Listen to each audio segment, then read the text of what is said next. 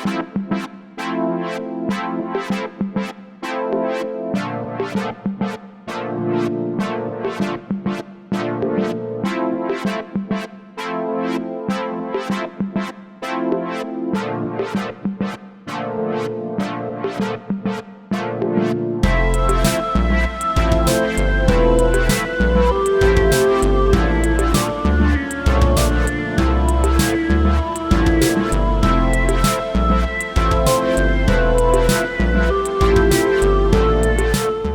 large portion of its history, Birmingham was defined by its industries. For some, they'd say that Birmingham was the heart of Britain's industry. However, times change, and Birmingham has slowly distanced itself from its industrial history. However, it still proves to be hidden within the modern city. Within the Industrial Revolution of 1750 to 1860, Birmingham came from a past of being a medieval market town to an industrial giant. Birmingham was famed for its thousand trades, particularly metalware, jewellery, guns and toys. It flourished through its skilled, diverse workshops fueled by black country coals. Birmingham was granted city status in 1889 by Queen Victoria. This was due to it being the second biggest population centre in England. This influx in population was due to the effects of the industry. Some of these workshops remain today in the form of museums or housing. With our documentary, we plan to investigate some of these buildings that are still standing.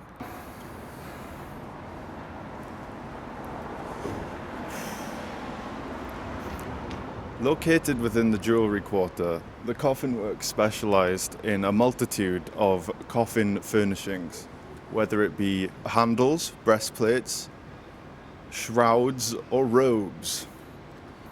Yep. It produced fittings for notable people such as Princess Diana and Winston Churchill. The workshop was opened in 1894 by the Newman brothers, but by 1995 it was then only owned by one single brother for about 38 years.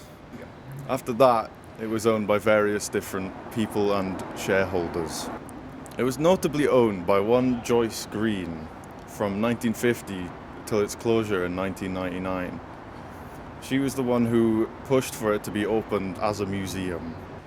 The 3 stories at the front range of the building has been carefully preserved, so it can keep most of its old grandeur alive.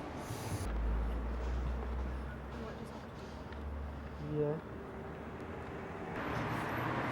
Here on 25 Frederick Street, there is one interesting place that has withstood the test of times, 201 years to be exact. This rustic red building has been standing since 1824 and was owned by a man named William Elliot. William Elliot was a famous button maker. Now, he didn't make all his buttons here, but he did live here for quite a few years. Like many Victorian industrialists, he built a little empire on this very street. It was built into a courtyard-like fashion, with houses and factories at the back, and his house at the front. This site is important as the button trade is one of the only trades that flourished in Birmingham when other trades like the buckle collapsed. Birmingham led the innovation of the button trade as 19 out of 21 patents for the fastening of clothes came from Birmingham. William Elliot patented a silk button himself that was highly sought after, which is why this is a central place for the button making trade. In 1888 all the button making had stopped, and in 2006 it opened as the Ventura Bar. In 2016, after 192 years, they reclaimed their industrial past and reopened as the Button Factory. What you see here standing before you is 2 centuries worth of Birmingham's industrial history hidden in plain sight, an unknown legacy that is seen every day but not in every mind.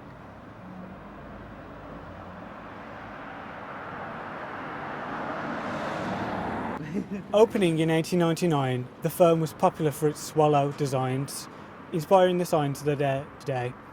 In particular, its Egyptian jewellery was popular. Around World War II, it became popular for its Egyptian-inspired snake designs. It stopped trading in 1982 after its 3 owners decided to retire. For its 82-year history, the firm was a family-run business.